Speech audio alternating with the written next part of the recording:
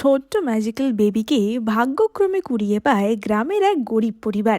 যেই পরিবারে একজন ছিল খোঁড়া, একজন ছিল পাগল, আর একজন ছিল রোগী। এবার এই কিউট ম্যাজিক্যাল বেবি কিভাবে তাদের সাহায্য করবে সেই নিয়েই বেশ মজাদার একটা মিষ্টি ড্রামা আজকে তোমাদের সাথে শেয়ার করব। তাহলে চলো শুরু করা যাক। আর শুরু করার আগে তোমরা কিন্তু সাবস্ক্রাইব করতে একদম ভুলো না। ড্রামার প্রথম দৃশ্যে আমরা একজন মহিলাকে দেখতে পাই এবং আমরা দেখতে পাই যে মহিলাটি একটি ছোট্ট বাচ্চাকে কোলে নিয়ে পাহাড়ের ধারে আসে। এই মহিলাটি যে একটা বাড়ির কর্মচারী সেটা আমরা বুঝতে পারি এবং সেই ছোট্ট বাচ্চাটা হচ্ছে আমাদের মিষ্টি চিচি। এবার মহিলাটি বলে ওঠে যে দেখো, আমি তোমার সাথে এমন করছি বলে আমাকে দোষ দিও না। আসলে তোমার মাই তোমাকে পছন্দ করছে না, তাই জন্য তোমাকে ফেলে দিতে বলেছে পাহাড় থেকে। আমি তোমার জন্য দোয়া করব যাতে তুমি পরের জন্মে খুব ভালো একটা বাড়ি পাও। এবং এই বলে মহিলাটা তো খুবই দ্বিধাগ্রস্তভাবে বাচ্চাটিকে পাহাড় থেকে ফেলে দেয় এবং সে পাহাড় থেকে ফেলে দিয়ে সেখান থেকে চলে যায়।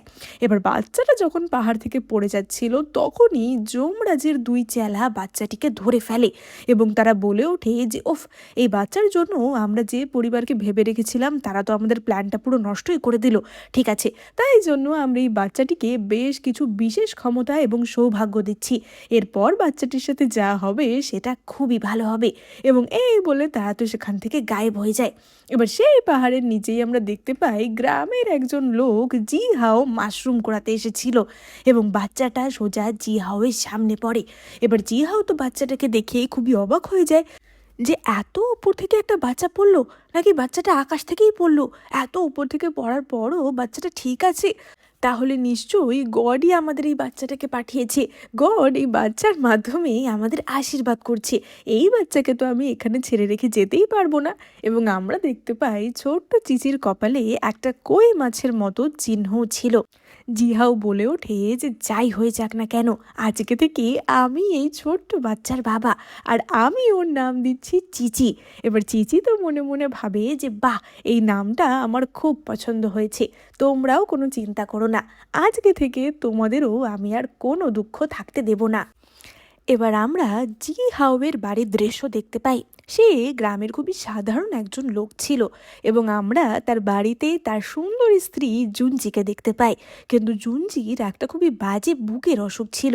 এবার জি হাও তো পুচকি চিচিকে নিয়ে তার স্ত্রীর কাছে আসে এবং সে বলে ওঠে যে এই বাচ্চাটাকে আমি জঙ্গলে কুড়িয়ে পেয়েছি। এবং জুনজি তো বুঝতে পারে যে তার মানে বাচ্চাটাকে নিশ্চয়ই কেউ ফেলে দিয়েছে। জুনজি বলে ওঠে যে দেখো, ওর কপালে কি সুন্দর একটা কই মাছের মতো চিহ্ন, নিশ্চয়ই ও খুবই ভাগ্যশালী। এবং চিচি তো ভাবে যে বাহ, এটা তাহলে আমার মা, আমার মাকে কি সুন্দর দেখতে। এবং চিচিকে কোলে নেওয়ার সাথে সাথেই জুঞ্জির বুকে যে ব্যথাটা করছিল সেটা কমে যায়। এবার জিহাও তো বলে ওঠে যে দেখো, তোমার দিকে হাঁ করে চেয়ে আছে, নিশ্চয়ই ওর খুব খিদে পেয়েছে, আমি কি ওর জন্য একটু দুধ আনবো? এবং জুঞ্জি তো তখনই বলে ওঠে যে ওর জন্য বরং একটু গলা ভাত বানিয়ে দিই, আমি আমাদের প্রতিবেশীদের কাছ থেকে একটু চাল ধার নিয়ে আসি। এবার চেঁচি তো মনে মনে ভাবে যে এই আবার কোন বাড়িতে আমি এসে পড়লাম, যেখানে কিনা ভাত করার মতো চালটুকুও নেই, আর আমি এমনি এমনি ভাত খেতে চাই না, তার সাথে আমি মাছ খেতে চাই। এবার জিহাও তো তখনই কুয়ো থেকে জল তোলার জন্য যায়, কিন্তু তখনই ম্যাজিক্যালি মানে চিচির ম্যাজিকের প্রভাবে তাদের কুয়ো থেকে শয়ে শয়ে মাছ বেরিয়ে আসতে থাকে। এবং এই দৃশ্য দেখে জিহাও আর জুনজি তো পুরোই অবাক হয়ে যায়। সেখানে আমরা তাদের বাড়ির অপর সদস্য অর্থাৎ তাদের এক মেয়ে চিহুয়াকেও দেখতে পাই এবং আমরা দেখতে পাই যে চিহুয়া মানসিকভাবে একটু ভারসাম্যহীন ছিল। এবার জুনজি আর জিহাও তো এত মাছ দেখে অবাক হয়ে যায় যে এইটুকু একটা কুয়ো থেকে এত মাছ কি করে এলো। এবং তখনই চিহুয়া এসে চিচিকে কোলে নেওয়ার আবদার করে যে মা, এটা আমার বাচ্চা, আমার বাচ্চাকে আমার কোলে দাও। এবার জুনজি তো বলে ওঠে যে না, এটা তোমার বাচ্চা না, এটা তোমার ছোট বোন। এবং চিচি তো তখনই চিহুয়ার ভাগ্য গণনা করতে পারে এবং সে বলে ওঠে যে আমার এই বোনটা তো একজন মহারানী হওয়ার যোগ্যতা রাখে, তাহলে সে এখানে এই গ্রামের মধ্যে কি করছে? এবার সে তো চিহুয়ার আরও বেশি মানে ভবিষ্যৎটা জানার চেষ্টা করছিল, কিন্তু ততক্ষণে আবারও জুনজি চিহুয়ার থেকে চিচিকে কোলে নিয়ে নেয়। এবং তারপরই সেখানে হাজির হয় তাদের এক শয়তান প্রতিবেশী মিসেস ইউ। এবার মিসেস ইউ তো বলে ওঠে যে কি ব্যাপার জুনজি, তোমার কি আরও একটা বাচ্চা হলো নাকি? বাড়িতে যে কজন আছো তাদের জন্যই তোমরা খাবার জোগাতে পারো না, আবার বাচ্চা নিয়েছো কেন? এবার জুনজি তো বলে যে না, এটা আমাদের সন্তান না, কিন্তু আমরা তাকে দত্তক নিয়েছি। তুমি কি এখানে বিয়ের ব্যাপারে কথা বলতে এসেছো? এবং মিসেস ইউ তো বলে যে হ্যাঁ, আমি বিয়ের ব্যাপারেই কথা বলতে এসেছি, কিন্তু বিয়ে করানোর না, বিয়ে ভাঙার ব্যাপারে। এবং আমরা সেখানে তাদের অপর ছেলে, মানে কিনা জুনজি আর জিহাওয়ের বড় ছেলে ইউজিনকে দেখতে পাই। এবং তার পায়ে একটা সমস্যার জন্য সে হাঁটাচলা করতে পারতো না, সে খোঁড়া ছিল। এবার চিচি তো তাকে দেখেই বুঝতে পারে যে আমার এই দাদা তো পড়াশোনায় খুব ভালো এবং ভবিষ্যতে সে একজন বিখ্যাত স্কলার হবে, কিন্তু তার এমন অবস্থা কেন, সে খোঁড়া হয়ে গেল কি করে? এবার মিসেস ইউ তো ততক্ষণে চেঁচামেচি শুরু করে দিয়েছিল যে আমার মেয়ে তোমাদের ছেলের থেকে যোগ্যতায় অনেক ভালো, সে এত সুন্দরী, সে অনেক ভালো ভালো সম্বন্ধ পাচ্ছে, সে তোমার এই খোঁড়া ছেলেকে বিয়ে করবে না। এবার জুনজি তো বলে ওঠে যে কিন্তু আমার ছেলে তো তোমার মেয়েকে বাঁচাতে গিয়েই এমনটা হয়েছিল। এবং মিসেস ইউ বলে যে হয়েছিল তো হয়েছিল, আমরা তো ওকে বলিনি বাঁচাতে, ও নিজে থেকে বাঁচিয়েছিল, তার মানে এই না যে ওকে বিয়ে করতে হবে। এরকম একটা অনামুখর সাথে আমি নিজের বিয়ে দেব না। জুনজি বলে ওঠে যে কিন্তু আমার ছেলে পড়াশোনায় এত ভালো ছিল বলে তোমরাই বলেছিলে বিয়ের কথা, আর এখন যেহেতু ও একটা বিপদের মধ্যে রয়েছে, হাঁটতে পারছে না, তোমরা মুখ ফিরিয়ে নিচ্ছ। এবং মিসেস ইউ তো বলে ওঠে যে হ্যাঁ, কারণ আমরা এর থেকে অনেক বেশি ভালো সম্বন্ধ পেয়ে গেছি, তাই তোমার এই খোঁড়া ছেলের সাথে আমি আমার মেয়ের বিয়ে দেব না। এবং এই বলে সে তো তাদের ম্যারেজ কন্ট্রাক্টটা ইউজিনের মুখে ছুঁড়ে মারে যে এই নাও তোমাদের কন্ট্রাক্ট, তোমাদের সাথে আমরা বিয়ে ভেঙে দিলাম। একটা খোঁড়া, একটার বুকে ব্যথা, একটা আবার পাগল, এরকম একটা পরিবারে আমি নিজের মেয়ের বিয়ে দেব, আমি এতটাও বোকা নই। এবং এই সমস্ত বাজে বাজে কথা শুনতে তো চিচির ভীষণ রাগ হচ্ছিল। চিচি মনে মনে ভাবে যে আমার পরিবারকে এইভাবে অপমান, নির্লজ্জ মহিলা, তোমাকে আমি এক্ষুনি মজা দেখাচ্ছি। এবং এই বলে চিচি তার ক্ষমতা তার মা জুনজির মধ্যে ঢুকিয়ে দেয়। এবার জুনজি তো তখনই বলে ওঠে যে তুমি কি বিয়ে ভাঙবে? তোমার ওই শয়তান মেয়ের সাথে আমি বিয়ে ভেঙে দিচ্ছি, মনে রাখবে বিয়েটা আমরা ভাঙলাম। এবং এই বলে তার মা তো ম্যারেজ কন্ট্রাক্টটা ছিঁড়ে ছিঁড়ে ফেলে দেয়। এবং মিসেস ইউ কিছু বলতে গেলে জুনজি তো তখনই এক কাপ জল নিয়ে তার মুখে ছিটিয়ে দেয় এবং তাদের দুজনের মধ্যে রীতিমতো চুলোচুলি হাতাহাতি শুরু হয়ে যায়। ওদিকে চেঁচি তো বলতে থাকে যে মা মা দারুণ লড়াই হচ্ছে, তুমি আরও লড়াই করো। এবার জিহাও তো তাদের দুজনকে কোনো রকমে ছাড়ায়, কিন্তু মিসেস ইউ আবারও জুনজির ওপর আক্রমণ করতে যাচ্ছিল। এবং জুনজি তখনই চিচির ক্ষমতার সাহায্যে তার মুখে এক খাবলা বালি ছুঁড়ে মারে। জুনজি তো একখানা টব নিয়ে বলে যে এখনই যদি বাড়ি থেকে না বেরো তাহলে এটা তোমার মাথায় ছুঁড়ে মারবো। এবং মিসেস ইউ তো তার এই রূপ দেখে ভয় পেয়ে পালায়। ঝুঞ্জি তো তখনই ইউজিনের হাত ধরে বলে যে তুমি কষ্ট পেও না, আমরা তোমার জন্য এর চেয়েও ভালো মেয়ে আনবো। এবং ইউজিনের বাবা তো বলে ওঠে যে তুমি কোনো চিন্তা করো না, পাশের গ্রামেই একজন খুব বিখ্যাত ডাক্তার রয়েছে, আমরা তোমার জন্য তার কাছে যাব। কিন্তু ইউজিনের মনে মনে তো অন্য কথাই চলছিল। ইউজিন বলে ওঠে যে বোনের এখন এরকম মানসিক অবস্থা, মায়েরও শরীরটা ভালো নেই, আর বাবা এত কষ্ট করে কাজ করছে, আমার ছোট ভাই যে কিনা বলতে গেলে কুলির কাজ করে, তার ওইটুকু ইনকাম দিয়ে আমি নিজের চিকিৎসা করতে পারি না, আমি সারা জীবন এরকমভাবে থাকলেও আমার কোনো কষ্ট নেই। এবং জিহাও তো তখনই বলে ওঠে যে তুমি ঠিকই বলেছ, তোমার ভাইয়ের ওপর খুব চাপ পড়ছে, আমি কালকেই নিজে শহরে যাব, আমি দেখব যে আমি কোনো কাজ পাই কিনা, তাহলে আমাদের পরিবারের ভালো হবে। এবং চিচি তো তখনই মনে মনে বলে যে তোমার এই পাটা নিয়ে তোমার সমস্যা, তাই না? ঠিক আছে, তোমার পা আমি এক্ষুনি ঠিক করে দিচ্ছি। এবং এই বলে চিচি তার ম্যাজিক্যাল পাওয়ার ইউজিনের পায়ের ওপর প্রয়োগ করে। এবার ইউজিনের পা তো ঠিক হয়ে গেছিল, কিন্তু যেহেতু ইউজিন এতদিন বসে বসে ছিল তাই জন্য সে আর সেটা অনুভবই করতে পারছিল না। এবার চিচি তো মনে মনে বলতে থাকে যে আরে ভাই, আমি তোমার পা ঠিক করে দিয়েছি, তুমি উঠে দাঁড়াও। কিন্তু ইউজিন উঠেই দাঁড়াচ্ছিল না। এবং তখনই সেখানে চিহুয়া আসে। এবার চিচি তো তখনই তার ম্যাজিক্যাল ক্ষমতা চিহুয়ার মধ্যে দিয়ে দেয় যে আমি তো ইউজিনের পা ঠিক করে দিয়েছি, কিন্তু তাকে উঠে দাঁড় করানোর দায়িত্ব আমি তোমাকেই দিলাম।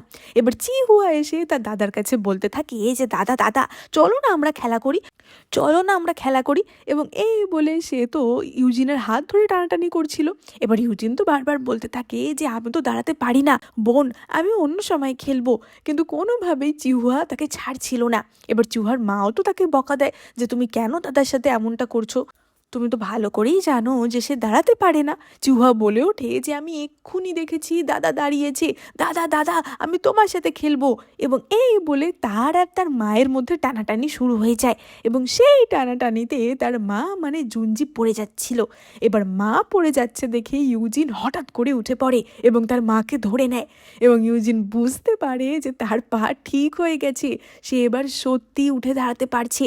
এবং তাদের পরিবারের সকলেই তো খুবই খুশি হয় যে তাদের বড় ছেলে ঠিক হয়ে গেছে। এবং চিচি তো খুব হাসতে থাকে যে যেখানে আমি আছি সেখানে তোমাদের পরিবারের কোনো দুঃখ থাকবে না। এবং ইউজিনের মা তো তখনই বলে ওঠে যে ইউজিন, কালকে তুমি ডকে গিয়ে তোমার ভাইয়ের সাথে একবার দেখা করো। তুমি হাঁটতে পারছো এটা দেখলে কাই খুব খুশি হবে। এবার পরের দিন ইউজিন ডকে তার ছোট ভাই কাইয়ের সাথে দেখা করতে যায়। কাই এখানে কুলির কাজ করত এবং তার খরচাতেই বলতে গেলে পুরো পরিবার চলতো। এবার কাই তো তার দাদাকে পায় মানে নিজের পায়ে দাঁড়াতে দেখে ভীষণই খুশি হয়। এবং তখনই ইউজিন তার সাথে চিচির পরিচয় করিয়ে দেয় যে এটা আমাদের নতুন ছোট্ট বোন।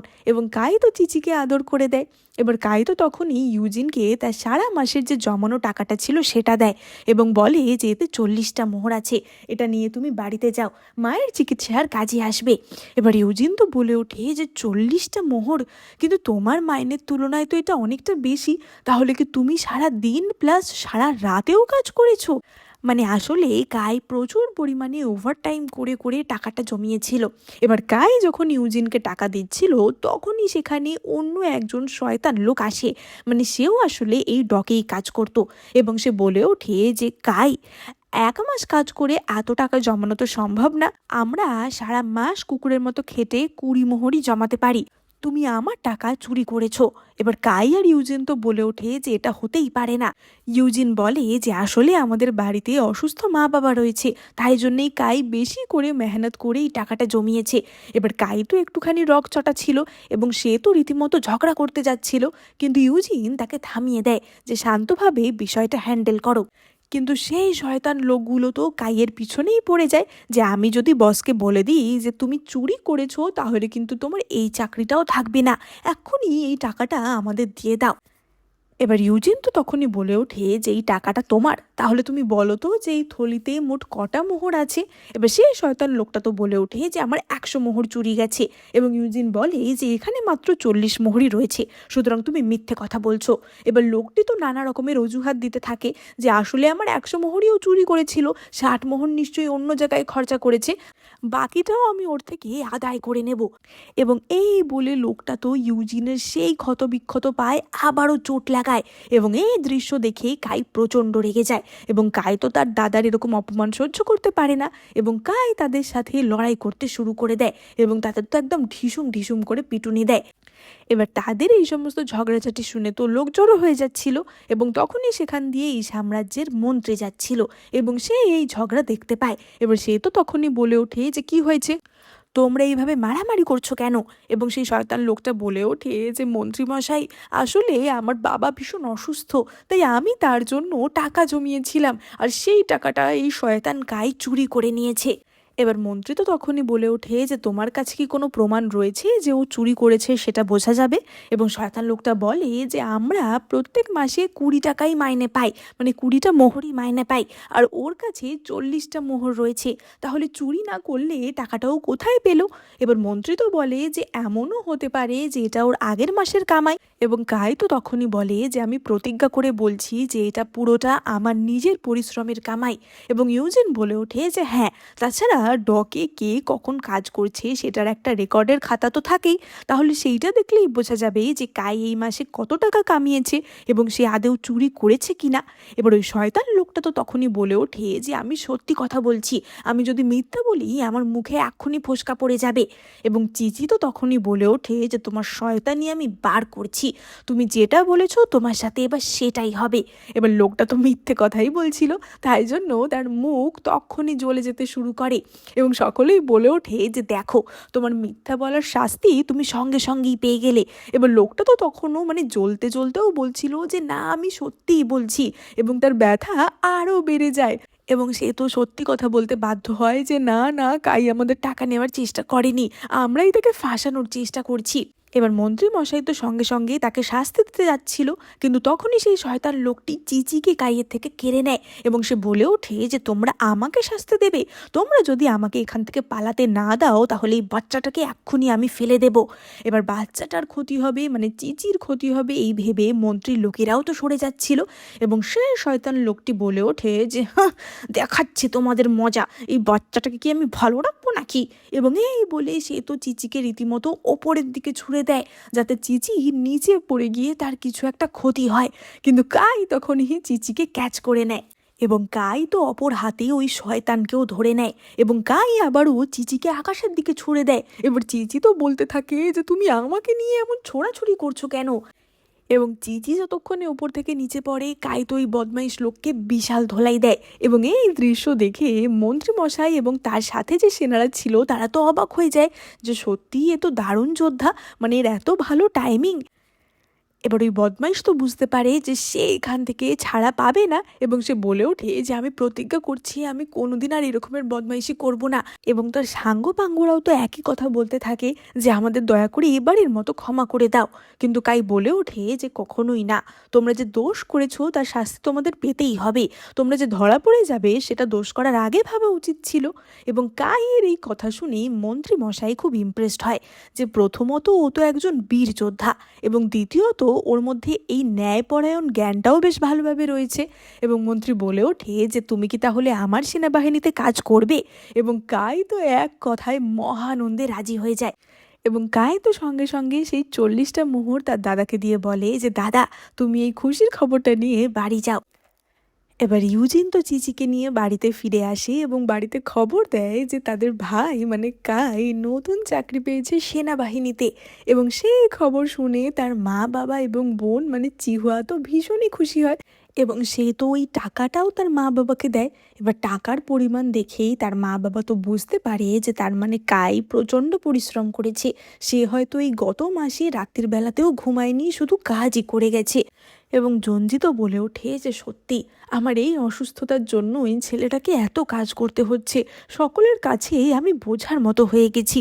এবং জিহাও তো বলে ওঠে যে তা না, আসলে গত 10 বছরেই আমি ভালো তেমন কোনো কাজই পাইনি, তোমাকে পরিবার সামলাতে হয়েছে, তুমি একদমই ভালোভাবে থাকতে পারোনি, তাই তো এই অসুস্থতা। এবং এই সব কথার মাঝখানেই হঠাৎই জুঞ্জির কাশি শুরু হয় এবং কাশির সাথে সাথে তার মুখ থেকে রক্ত উঠতে থাকে, মানে তার এমনই অবস্থা হয় মনে হচ্ছিল যে সে তখনই মারা যাবে। এবং তখনই চিচি তার ম্যাজিক্যাল ক্ষমতা ব্যবহার করে। এবার চিচি তো মনে মনে বলে যে দেখো আমি তো মৃত্যুকে কখনোই বদলাতে পারবো না, সেই ক্ষমতা আমার কাছে নেই, কিন্তু আমি সেটাকে একটুখানি ডিলে করতে পারি, তাই আমি তোমাকে এখনকার মতো সামলে দিলাম 6 ঘন্টার মতো, এখন তার মধ্যে তোমাদের কিছু একটা ব্যবস্থা করতে হবে। এবং তখনই তো জিহাও বলে ওঠে যে আমি বরং জঙ্গলে যাই, জঙ্গলে গিয়ে দেখি যে আমি জিনসেং পাই কিনা, একমাত্র এই ওষুধটা পেলেই আমি তোমাকে বাঁচাতে পারবো। এবং তারা তো খুবই ইমোশনাল হয়ে গেছিল এবং জুনজি বলে ওঠে যে ঠিক আছে যাও, কিন্তু সন্ধ্যা হওয়ার আগে কিন্তু ফিরে আসবে, সেই কথা আমাকে দাও। এবার ইউজিন তো তখনই বলে যে বাবা আমরা চিচিকেও সাথে করে নিয়ে যাই, ও যখন থেকে আমাদের পরিবারে এসেছে আমাদের পরিবারে সব কিছু ভালো ভালোই হচ্ছে, হয়তো ওকে নিয়ে গেলে ওর লাকের জন্য আমরা জিনসেংটাও পেয়ে যাব। এবং এই বলে তারা তো চিচিকে নিয়ে সেখান থেকে বেরিয়ে যায়। এবার তারা তো পাহাড়ে আসে জিনসেং খোঁজার জন্য, কিন্তু জিনসেং তো খুবই রেয়ার একটা হার্ব ছিল যেটা কিনা সহজে পাওয়া যেত না, তাই তারা অনেকক্ষণ খুঁজেও এই হার্বটা খুঁজে পায় না। এবং তখনই তাদের সাথে দেখা হয় তাদের চিকিৎসক মানে গ্রামের চিকিৎসক ডক্টর সেনের সাথে। এবার ডক্টর সেন তো বলে ওঠে যে দেখো তোমরা যেটা এখানে খুঁজছো এটা তো আর আমাদের এখানে পাওয়াই যায় না, আমি তো এখানে প্রায়ই আসি নানা রকমের জড়িবুটি সংগ্রহ করতে, তোমরা এখানে বেশিক্ষণ থেকো না, সন্ধ্যা হয়ে গেলে নানা রকমের জঙ্গলি জানোয়ার চলে আসবে, তার চেয়ে বাড়িতে গিয়ে জুঞ্জির খেয়াল রাখো, তাহলে ওর ভালো হবে। এবং এই কথা শুনে জিহাও তো বলছিল যে তাহলে কি আমরা ফিরেই যাব, কারণ এতক্ষণ খোঁজার পরও আমরা তো কিছুই খুঁজে পেলাম না। এবং তখনই ইউজিন চিচির উদ্দেশ্যে বলে যে চিচি তুমি কি আমাদের বলতে পারবে যে এই হার্বটা কোথায় রয়েছে, তুমি তো আমাদের অনেক সাহায্য করছো, মাকে বাঁচানোর জন্য এই সাহায্যটুকুও করো। এবং চিচি তখনই তার ম্যাজিক্যাল পাওয়ার ব্যবহার করে এবং তখনই জিহাও সেখানে পাথরে ধাক্কা খেয়ে পড়ে যায় এবং ধাক্কা খেয়ে পড়ে গিয়ে সে সেখানে বেশ কিছু জিনসেং দেখতে পায়, যেখানে কিনা একটা না বরং একাধিক জিনসেংয়ের গাছ ছিল এবং খুশি মনে জিহাও আর ইউজিন সেই গাছ নিয়ে ফিরে আসে। অপরদিকে আমরা দেখতে পাই যে জুনজি আর চিহুয়া তো বাবা আর দাদার জন্য বাড়ির সামনে অপেক্ষা করছিল এবং ডক্টর সেন তখনই সেখানে আসে। ডক্টর সেন বলে ওঠে যে কি জানি, আমি তো ওদেরকে বারণ করলাম যে এত রাত অবধি সন্ধ্যা অবধি না থাকতে, ওদের তো চলে আসতে বললাম, এতক্ষণে তো ওদের চলে আসার কথা ছিল, কোনো চিন্তা করো না, ওরা নিশ্চয়ই এখনই চলে আসবে। এবং তখনই তারা সেই জিনসিং নিয়ে সেখানে হাজির হয়। এবার ডক্টর সেন তো এত জিনসিং দেখে পুরোই চমকে যায় যে এত জিনসিং তোমরা কোথায় পেলে। এবং তখনই জিহাও ভাবে যে না, চিচির ম্যাজিক্যাল পাওয়ারের কথা কাউকে বলা যাবে না, তাহলে গ্রামের লোকেরা যদি ওর ক্ষতি করতে চায়। এবং জিহাও ডক্টর সেনকে বানিয়ে বানিয়ে বলে দেয় যে ওখানেই পড়েছিল, আসলে একটু ভেতরের দিকে, তাই জন্য হয়তো অন্য কেউ দেখতে পায়নি। এবার ডক্টর সেন তো তখনই বলে যে খুব ভালো হয়েছে, আমি এখনই জুনজির জন্য এটা দিয়ে ওষুধ বানিয়ে আনছি, কিন্তু বাকি যে জিনসেনগুলো আছে ওগুলো কি তোমরা আমার কাছে বিক্রি করবে? না, আমি ফ্রিতে নেব না, তার বদলে আমি তোমাদের 50 মুদ্রা দেব। এবং জিহাও তো বলে ওঠে যে 50 না, 40 মুদ্রা দিলেই হবে, কারণ এতদিন আপনি বিনা পয়সাতেই জুনজির চিকিৎসা করেছেন, তাই জন্য। এবার জুনজিকে ওষুধ খাইয়ে সুস্থ করা হয় এবং অপরদিকে ডক্টরও খুশি হয়ে যায় এবং কাইয়ের টাকা এবং ডাক্তারের টাকা থেকে তাদের কাছে এখন বেশ ভালো রকমেরই সঞ্চয় হয়েছিল। এবার আমরা দেখতে পাই যে তার পরের দিন ছিল ইউজিনের একটা পরীক্ষা এবং সকাল সকাল জুনজি তো ছেলের জন্য প্যানকেক বানিয়ে দেয় যে তুমি যাত্রা পথে এটা খাবে। এবং জুনজি তো তার বোনকে মানে কিনা চিচিকে বলে দেয় যে চিচি, তুমি কিন্তু দেখো যেন কোনো কিছু খারাপ না হয়, আমি যেন ভালো করে পরীক্ষা দিয়ে আসতে পারি। এবং চিচি তো বলে যে হ্যাঁ হ্যাঁ, তুমি সবই পারবে। এবং চিচি তার ম্যাজিক্যাল লাক কিছুটা ইউজিনকেও দিয়ে দেয়। চিচি বলে ওঠে যে তুমি এই পরীক্ষায় পাশ করে টপ স্কলার হবে আর এরপর তুমি একটা ভালো রাজকর্মচারী পদেও নিযুক্ত হবে। আচ্ছা, তোমরা কমেন্ট করে জানাও তো যে যদি এরকম ম্যাজিক্যাল লাক তোমরাও পেতে, তাহলে কোন সাবজেক্টের পরীক্ষার আগের দিন তোমরা এইরকম লাক পেতে চাইতে? কমেন্ট করে জানাতে কিন্তু একদম ভুলো না।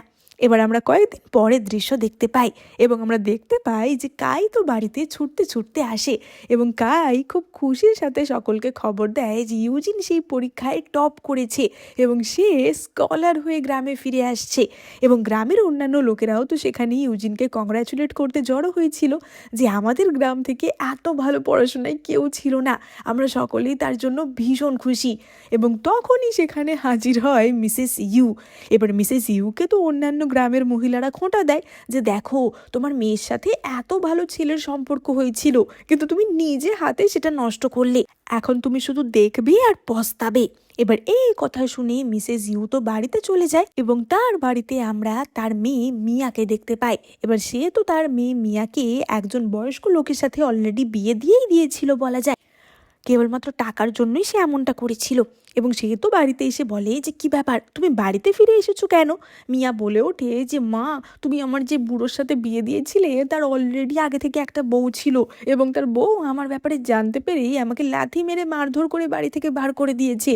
এবং মিয়া তো তার গায়ে হাত পায়ে অত্যাচারের চিহ্নও দেখায়, এমনকি মিয়া তো এই কদিনেই সেই লোকের সন্তান নিয়ে প্রেগনেন্ট হয়ে গেছিল। এবার এই কথা শুনে মিসেস ইউ তো একটা বদমাইশি বুদ্ধি পাকায়, কারণ এরকম প্রেগনেন্ট অবস্থায় মিয়াকে তো কেউ বিয়ে করবে না। এবং সে বলে ওঠে যে শোনো, আমার মাথায় একটা বুদ্ধি আছে, এখন ইউজিন ভবিষ্যতে একজন রাজকর্মচারী হতে চলেছে, তুমি ইউজিনের কাছে গিয়ে ন্যাকামি করে ওর কাছে ক্ষমা চাও এবং তুমি ওকে বানিয়ে বানিয়ে আমি যা গল্প বলছি সেগুলো বলবে, তারপর তুমি ইউজিনকে বিয়ে করতে বাধ্য করো, আর তোমার যে সন্তান হবে সেটাও আমরা ইউজিনের সন্তান বলেই চালিয়ে দেব, তাহলে তোমার জীবনে আর কোনো দুঃখ থাকবে না। এবার মিয়া তো এই প্ল্যান শুনে ইউজিনের বাড়িতে চলে যায় এবং সে গিয়ে ইউজিনকে জড়িয়ে ধরে যে ইউজিন, দয়া করে আমাকে বাঁচাও। এবার ইউজিন তো তাকে ধাক্কা মেরে সরিয়ে দেয় যে তুমি এখান থেকে দূর হও, কিন্তু মিয়া তখনই তার ন্যাকা কান্না শুরু করে দেয় যে আমি আসলে কখনোই তোমাকে ছাড়তে চাইনি, আমার মা আমাকে ওই লোকটার সাথে বিয়ে দেওয়ার জন্য জোর করছে, আমাকে ঘরের মধ্যে বেঁধে রেখেছে, আমি কোনো রকমে সেখান থেকে পালিয়ে এসেছি, দেখো আমার হাতে পায়ে কেমন অত্যাচারের চিহ্ন। এবার এই বলে সে তো তার হাতে পায়ের দাগগুলো দেখায় এবং সকলেই বলে ওঠে যে সত্যি মিসেস জিউ তার মানে তার মেয়েকে এই জন্য অত্যাচার করছিল, তাহলে তো মেয়েটার কোনো দোষ নেই। এবার কাই তো বারবার বলছিল যে না, এটা নিশ্চয়ই কিছু একটা গন্ডগোল হচ্ছে, এই মেয়েটা কখনো ভালো হতেই পারে না। এবং তাদের বাবাও বলে ওঠে যে ইউজিন, আমার তো মনে হচ্ছে কিছু একটা গন্ডগোল রয়েছে, তুমি এই মেয়েকে বিয়ে করো না। কিন্তু ইউজিন তো মনে মনে একটু গলে যাচ্ছিল, কারণ তার তো মিয়ার প্রতি একটু দুর্বলতা ছিল। এবং চিচি তো তখনই মনে মনে বলে ওঠে যে দাঁড়াও, আমি তোমাদের মা বেটিকে এক্ষুনি এক্সপোজ করে দিচ্ছি। এবং চিচি তার ম্যাজিক্যাল পাওয়ার মিসেস ইউ এর ওপর প্রয়োগ করে। এবার মিসেস ইউ তো এতক্ষণ সাইডে লুকিয়ে লুকিয়ে সব কিছু শুনছিল এবং চিচির ম্যাজিক হওয়ার পরে মিসেস ইউ সঙের মতো সামনে চলে আসে এবং সে বলে ওঠে যে ইউজিন, তুমি মিয়াকে বিয়ে করেই নাও, কারণ মিয়া তো প্রেগনেন্ট, তাহলে তোমাকে আর আলাদা করে খাটনি করতে হবে না। এবার সকলেই তো এই কথায় চমকে যায় যে হ্যাঁ, কি বলে কি, মেয়েটার তো নাকি এখনো বিয়েই হয়নি, তাহলে প্রেগনেন্ট হলো কি করে। এবার মিয়া তো বলতে থাকে যে মা, তুমি কি বলছো, আমি তো এখানে ইউজিনকে বিয়ে করব বলে এসেছি।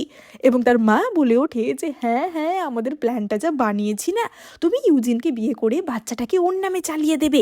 এবার মিয়া তো বলতে থাকে যে না না, আমি প্রেগনেন্ট না। এবং সে তো তার মাকে চুপ করাচ্ছিল যে মা, তুমি বাজে বকাটা বন্ধ করো, তুমি কেন আমাদের প্ল্যানটা এইভাবে নষ্ট করে দিচ্ছ। এবার গ্রামের লোকেরা এবং সকলেই তো কনফিউজড হয়ে যায় যে তাহলে মা সত্যি বলছে নাকি মেয়ে সত্যি বলছে।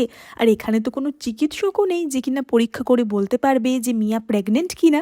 এবং চিজি তখনই ম্যাজিক্যালি ডক্টর সেনকে সেখানে নিয়ে আসে। এবার সকলেই বলে ওঠে যে এই যে ডক্টর সেনও এসে গেছে, তাহলে ডক্টর সেনই পরীক্ষা করে বলুক যে ও প্রেগনেন্ট কিনা। মিয়া তো কিছুতেই পরীক্ষা করতে দিচ্ছিল না, কিন্তু তার মা তো তখনই মেয়ের হাত ডাক্তারের হাতে ধরিয়ে দেয় যে দেখুন দেখুন, পরীক্ষা করে দেখুন, আমি সত্যি কথা বলছি, ইয়ে প্রমাণিত হলো তো যে তুমি প্রেগনেন্ট। এবং সকলের সামনেই ডক্টর সেন তো বলে দেয় যে মিয়া সত্যিই প্রেগনেন্ট। এবং সকলেই তাদের মা বেটিকে ছি ছি করতে থাকে। এবার এই ঘটনার পরই তার মায়ের মানে মিসেস ইউ এর ম্যাজিক তো কেটে যায়। এবং তারা তো বাড়িতে এসে খুবই কনফিউজড হয়ে গেছিল যে এটা কি হলো, কেন মিসেস ইউ এমন বিহেভিয়ার করলো। এবং মিসেস ইউ তখনই বলে ওঠে যে ওই বাচ্চাটা যবে থেকে ওদের পরিবারে এসেছে সব কিছু ওদের চেঞ্জ হয়ে গেছে, ওই বাচ্চাটাকে আমি খতম করে দেব, তাহলেই আমাদের প্ল্যান আমরা সাকসেসফুল করতে পারবো। এবার আমরা তাদের বাড়ির রাতের দৃশ্য দেখতে পাই। এবার তারা তো রাতের বেলা আলোচনা করছিল যে হঠাৎ করে মিসেস ইউ একেবারে নিজে থেকে সব সত্যি কথা বলে দিল, ব্যাপারটা কি হলো। এবং জুনজি তো বলে যে ওদের দুজনকে ধরেই পিটানো দরকার। এবার চিউও তো তখনই বলে ওঠে যে মা, অনেক হয়েছে, আমার খুব ঘুম পাচ্ছে, আজকে আমি বোনের সাথে ঘুমাই, আজকে চিচিকে সঙ্গে নিয়ে ঘুমাই। এবং সে তো চিচিকে সঙ্গে নিয়ে ঘুমিয়ে পড়ে। এবার রাতের বেলা মানে গভীর রাতে মিসেস ইউ আবারও তাদের বাড়ির সামনে আসে এবং সে মনে মনে ঠিক করে যে আজকে আমি এখান থেকে চিচিকে সরাবো আর এই বাচ্চাটাকে খতম করব। আর তোমাদের পুরো পরিবারকে এমন শিক্ষা দেব যে তোমরা কোনোদিন আমার পিছনে লাগার চেষ্টা করবে না। এবার সে তো দরজা খুলে দেখে যে আজকে চিহুয়া চিচির সাথে ঘুমিয়েছে, তাই চিচিকে কিডন্যাপ করা বা অপহরণ করা আরও সহজ হয়ে যাবে। এবং সে চুপি চুপি গিয়ে চিচিকে সেখান থেকে তুলে নেয়। এবার হুয়া তো ঘুমের মধ্যে বারবার বলতে থাকে যে ছাড়ো ছাড়ো, আমার বাচ্চাটাকে আমায় ফেরত দাও।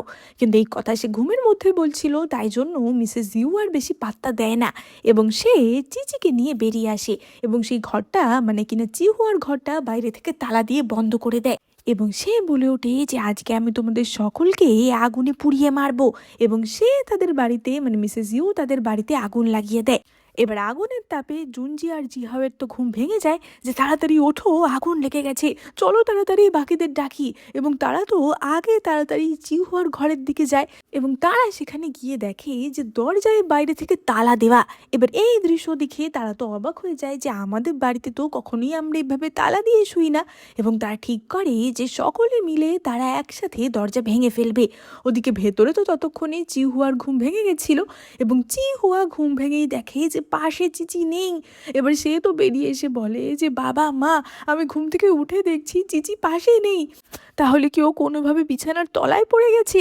এবং এই বলে চিহুয়া আবার ওই আগুনের মধ্যে ঘরের ভেতর ঢুকে পড়ে এবং চিহুয়ার পিছু পিছু ইউজিনও ঢুকে পড়ে। এবার তাদের বাবা মা তো খুবই ছটফট করতে থাকে যে তোমরা আগুনের মধ্যে কেন ঢুকলে, চিচির এখন কি হবে? ওদিকে আমরা দেখতে পাই চিচিকে তো ওই শয়তানি মিসেস ইউ ধরে রেখেছিল এবং চিচি তো মনে মনে ভাবছিল যে এবার কি হবে, আমি ওদের কি করে বাঁচাবো। এবং তখনই ওদিকে চিহুয়া আর ইউজিনের ওপরে বাড়ির যে কাঠামোর থামগুলো ছিল সেগুলো ভেঙে ভেঙে পড়তে শুরু করে। এবার ততক্ষণে চিচি তো কান্নাকাটি শুরু করে যে শয়তানি মহিলা, তুই এটা কি করলি? এবং আমরা দেখতে পাই যে মিসেস জিউ তো চিচির মুখ চেপে ধরেছিল যাতে চিচি কিনা নিঃশ্বাস বন্ধ হয়ে সেখানেই খতম হয়ে যায়। এবার ওদিকে চিহুয়া আর ইউজিন ওই আগুনের মধ্যে থেকে পালিয়ে আসার চেষ্টা করে এবং তারা তো ঘর থেকে বেরিয়েই এসেছিল। এবং এই দৃশ্য দেখে মিসেস ইউয়ের তো আরও রাগ উঠে যায় যে আজকে এই পরিবারের কাউকে না কাউকে তো আমি খতম করবই। এবং সে তো চিচির মুখ আরও চেপে ধরে। ততক্ষণে চিহুয়া আর ইউজিন তাদের ঘর থেকে বেরিয়ে উঠোনের জায়গাতে চলে এসেছিল, কিন্তু তখনই তাদের বাড়ির যে মেন কাঠামোর থামটা ছিল সেটা ভেঙে পড়তে যাচ্ছিল। এবার চিচি তো তখনই বলে ওঠে যে আমাকে যে করে হোক ওদের বাঁচাতেই হবে এবং সে তার ম্যাজিক্যাল পাওয়ার ব্যবহার করে। সঙ্গে সঙ্গে আকাশ থেকে বৃষ্টি নামে এবং তাদের বাড়িতে যে আগুন লেগেছিল সেই আগুন নিভে যায়। এবার চিহুয়া ইউজিন এরা তো বেঁচে গেল, কিন্তু চিচিকে তারা খুঁজে পাচ্ছিল না। এবার জুনজি তো বলে ওঠে যে আমার মনে হচ্ছে আমি ওর কান্নার আওয়াজ শুনতে পাচ্ছি, আমাদের এই আওয়াজটাই ফলো করতে হবে যে ও কোথায় আছে, চিচি নিশ্চয়ই আশেপাশেই আছে। এবং তারা তো তখনই সেখানে শয়তান মিসেস ইউকে দেখতে পায়। সঙ্গে সঙ্গে ইউজিন মিসেস ইউর থেকে চিচিকে কেড়ে নেয়। এবার তারা তো বলে ওঠে যে তোমার এত সাহস হয় কি করে, তুমি চিচিকে অপহরণ করতে এসেছিলে? মিসেস ইউ তো তখনই বলে যে কি, তোমরা তো বড্ড অকৃতজ্ঞ, আমি দেখলাম তোমাদের বাড়িতে আগুন লেগেছে তাই আমি বাচ্চাটার প্রাণ বাঁচাতে এসেছিলাম। সকলেই বলে ওঠে যে তাই, আমরা খুব ভালো করেই জানি যে চিচি চিহুয়ার সাথেই ঘুমোচ্ছিল, তাহলে ওর দরজায় তালা কে লাগালো? এবং জিহাও তো বলতে থাকে যে তোমাকে আজকেই আমি পুলিশে দেব, আমার ছেলে সেনাবাহিনীতে রয়েছে। জুনজি তো বলে ওঠে যে তুমি এখনো স্বীকার করবে না যে তুমি এই কাজটা করেছো। এবং চিহুয়া তো তখনই মিসেস ইউকে মারতে ছুটে যায় যে শয়তান মহিলা, তোকে আজকে আমি ছাড়বো না। কিন্তু মিসেস ইউ তখনই সরে যায় এবং চিহুয়া ধপাস করে মাটিতে পড়ে যায় এবং মাটিতে পড়ে গিয়ে সে অজ্ঞান হয়ে যায়। এবার এই সুযোগে মিসেস ইউ তো সেখান থেকে পালায়, কিন্তু তখনই চিচি চিহুয়া সম্বন্ধে জানতে পারে, মানে চিহুয়ার সাথে অতীতে কি হয়েছিল সেটা জানতে পারে। আমরা জানতে পারি যে চিহুয়া আসলে মহারাজেরই স্ত্রী ছিল, মানে মহারাজ কোনো সময় হয়তো গ্রামে এসে চিহুয়ার সাথে সম্পর্ক করেছিল, কিন্তু মহারাজ চিহুয়ার মুখটা সেই সময় দেখেনি। এবার পরবর্তীকালে চিহুয়া যখন তার সন্তানকে নিয়ে ফিরে যায় তখন অপর একজন মার্কুইজের মেয়ে চিহুয়াকে হত্যার চেষ্টা করে এবং তার বাচ্চাকে কেড়ে নিয়ে তাকে বলতে গেলে আধমরা করে ফেলে দেয়। এবার সে তো ভেবেছিল যে চিহুয়া মরেই গেছে এবং সে চিহুয়ার পরিচয় নিয়ে মহারাজের স্ত্রী হয়ে থাকে। এবং ওই মারধরের ফলে চিহুয়ার এরকম মানসিক ভারসাম্যহীনতা দেখা দিয়েছিল এবং সে সবসময় বাচ্চা বাচ্চা করতো, কারণ সে তো আসলে নিজের বাচ্চাটাকে খুঁজছিল। এবং চিচি এই সব ঘটনা জানতে পারে। এবার আমরা দেখতে পাই যে মিসেস ইউ তো পালানোর চেষ্টা করছিল এবং ততক্ষণে জুনজি আবার মিসেস ইউকে ধরে এনেছিল যে তুমি পালাচ্ছ কোথায়, আজকে আমি তোমাকে ছাড়বো না। মিসেস ইউ তো বলে ওঠে যে আমি প্রতিজ্ঞা করে বলছি আমি কিছু করিনি, আমি যদি মিথ্যা বলি এক্ষুনি আমার ওপর বজ্রপাত হবে। এবং আমরা দেখতে পাই তখনই সেখানে বজ্রপাত হয় এবং মিসেস ইউ সেখানেই খতম হয়ে যায়। এবার এই দৃশ্য দেখে তাদের পরিবারের লোকেরা তো খুবই ভয় পেয়ে যায় যে এখন যদি লোকজনেরা আসে সকলেই তো ভাববে যে আমরাই ওনাকে হত্যা করেছি, তার মধ্যে আমাদের পুরো বাড়িটাও আগুনে জ্বলে গেল, এবার আমরা কি করব? এবং তারা ঠিক করে যে তারা শহরে পালাবে, কিন্তু তাদের কাছে এত টাকা কই। এবং তখনই আমরা দেখতে পাই জুনজির জামার হাতা থেকে বেশ কিছু রৌপ্য খণ্ড ঝরে ঝরে পড়ে, মানে চিচির ম্যাজিকের ফলে এই সব কিছু হচ্ছিল। এবার তারা তো শহরে চলে আসে, কিন্তু তখনও চিহুয়ার জ্ঞান ফেরেনি, মানে চিহুয়া তখনও অসুস্থ ছিল এবং সেই নিয়ে জুনজি তো খুবই চিন্তিত ছিল যে তার মেয়ের এখনও কেন ঘুম ভাঙছে না, এখনও কেন সে অসুস্থ।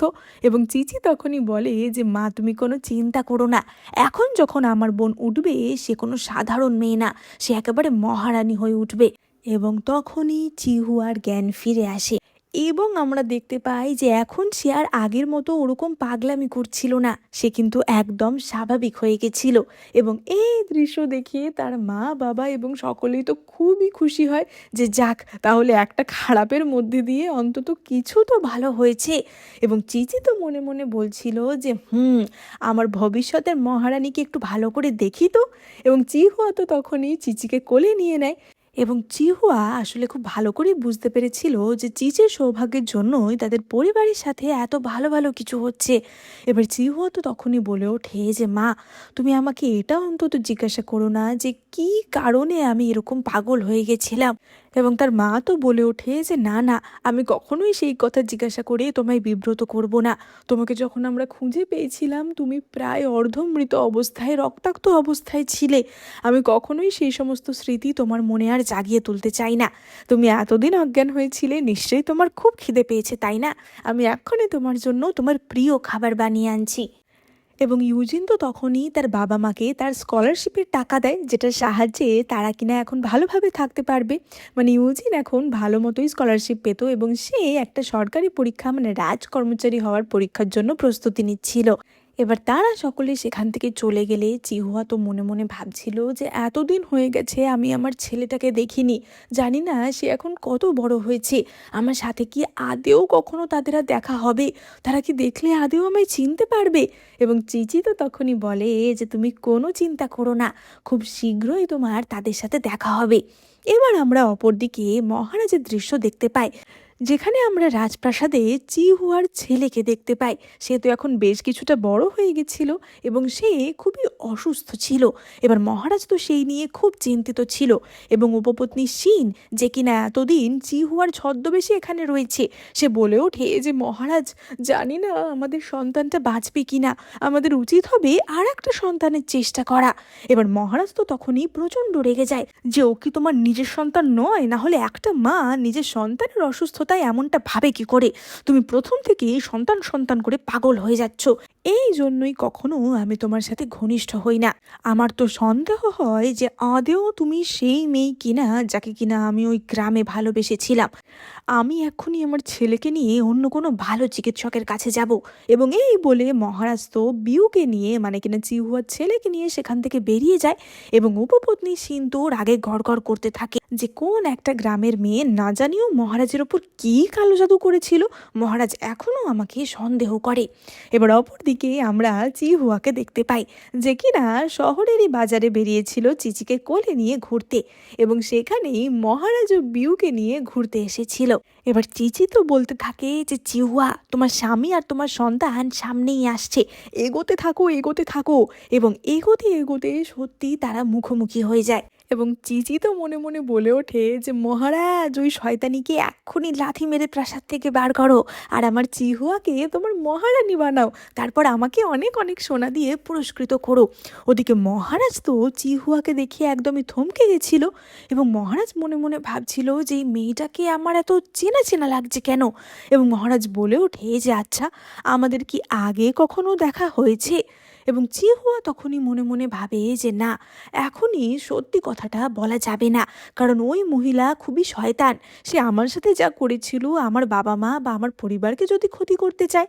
এবং এই বলে চিহুয়া তো সেখান থেকে চলে যাচ্ছিল, কিন্তু তখনই তার ছেলে তাকে গিয়ে জড়িয়ে ধরে এবং বলে যে মা। এবার চিহুয়া তো বলে ওঠে যে তুমি আমাকে কি বলে ডাকলে? চিচি মনে মনে ভাবে যে যাক, ওর বাচ্চার বুদ্ধি ওর বাপের থেকে অনেক বেশি, বাবাটা তো চিনতে পারেনি, অন্তত ওর ছেলে ওকে চিনতে পেরেছে। এবার মহারাজ তো তখনই বলে যে আসলে ওটা আমার ছেলে, ও ওর মাকে খুব মিস করে, তো তাই জন্যই মনে হয় আপনাকে মা বলে ডেকে ফেলেছে। এবং চিহুয়া তো বলে যে না, আমি তো তোমার মা নই। এবং মহারাজা তার ছেলেকে নিয়ে সেখান থেকে চলে যায়। চিচি তো মনে মনে ভাবছিল যে সত্যি হিউম্যানরা এত কমপ্লিকেটেড কেন হয়, এখনই সত্যি কথাটা বলে দিলে কি দোষ হতো। এবং তখনই হঠাৎ বিউয়ের কাশি শুরু হয় এবং তার মুখ থেকে রক্ত উঠতে শুরু করে। এবং চিচি তো তাই দেখে তখনই তার জাদুই ক্ষমতা বিউয়ের উপর প্রয়োগ করে। চিচি মনে মনে ভাবে যে ও অসুস্থ না, ওর ওপর আসলে একটা স্লো পয়জন দেওয়া হচ্ছে, যেটা কিনা উপপত্নী শিন দিচ্ছে। কারণ অবভিয়াসলি উপপত্নী শিন চায় যেন বিউ বেঁচে না থাকুক এবং তার ছেলেই যাতে পরবর্তীকালে সব কিছু পায়। এবং বিউয়ের এরকম অসুস্থতা দেখে চিহুয়ারও তো খুবই খারাপ লাগে, কিন্তু তখনও সে নিজের আসল পরিচয় বলতে পারছিল না। এবার মহারাজ তো বিউকে নিয়ে বাড়িতে ফিরে আসে এবং মহারাজ বলে ওঠে যে আচ্ছা, ওই মহিলাকে তুমি মা বললে কেন? তাকে দেখে কি সত্যিই তোমার চেনা চেনা লেগেছিল? এবার এই স্লো পয়জনের ফলে না বিউয়ের মুখ থেকে তেমন কোনো কথাও বেরোতো না, মানে সে বেশি কথাও বলতে পারতো না বা সেন্টেন্স গোটা একটা এরকম বলতে পারতো না। এবং সে তো লিখে লিখে তার বাবার সাথে কমিউনিকেট করছিল। এবং বিউ তো তখনই বলে ওঠে, মানে লিখে দেয় যে ওই মহিলার ফলেই আজকে আমি সেরে গেছি। মানে আসলে তো চিচির ম্যাজিকের ফলে সে সেরে গেছিল। এবং মহারাজ বলে ওঠে যে ঠিক আছে, তাহলে ওই মহিলাকে আমি যেখান থেকে হোক খুঁজে বার করব, হয়তো সেই মহিলাই তোমাকে সারাতে পারবে। এবং মহারাজের তো মনে মনে একটু সন্দেহ হচ্ছিল যে কেন বিউ ওই মহিলাকে হঠাৎ মা বলে ডাকবে। এতদিন ধরে উপপত্নী শিন তার মা, এটাই আমি জানি। তাহলে কি উপপত্নী শিন বিউয়ের সাথে কোনো খারাপ ব্যবহার করে? ব্যাপারটা কি? এই ব্যাপারে আমাকে ভালো করে তদন্ত করতে হবে। অপরদিকে আমরা দেখতে পাই চিহুয়া তো চিচিকে নিয়ে বাড়ি ফিরে এসেছিল এবং সে তো চিচির জন্য নতুন জামাও কিনে এনেছিল।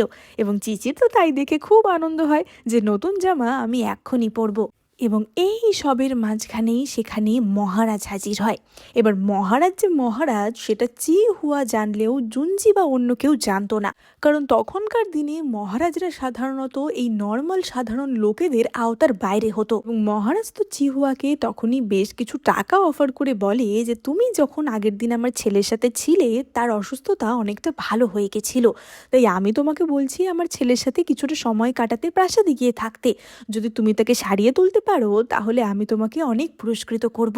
এবং বিউ তো তখনই সেখান থেকে একখানা স্বর্ণখণ্ড নিয়ে চিচির দিকে এগিয়ে দেয় এবং চিচি তো সেটা পেয়ে ভাবে যে যাক, সত্যি বিউয়ের মাথায় ভালোই বুদ্ধি আছে, ও ঠিক লোককেই স্বর্ণখণ্ডটা দিয়েছে, এবার আমি ওকে ঠিকই সারিয়ে তুলব।